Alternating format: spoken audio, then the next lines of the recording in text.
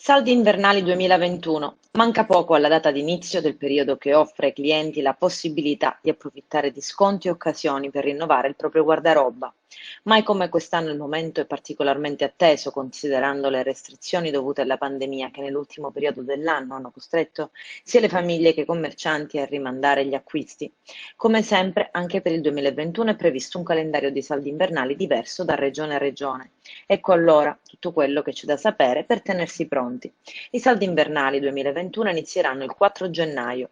Tuttavia, alcune regioni hanno deciso di posticipare l'avvio in considerazione della decisione del governo di rendere zona rossa l'intero paese fino al 6 gennaio.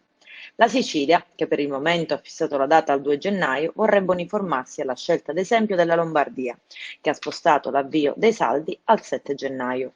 A causa delle restrizioni anti-Covid, infatti, il 5 gennaio sarebbe stato non solo impossibile aprire le attività, ma si sarebbe impedito ai cittadini di poter approfittare delle occasioni di sconto nei negozi fisici, a tutto vantaggio, ancora una volta, delle grandi piattaforme online.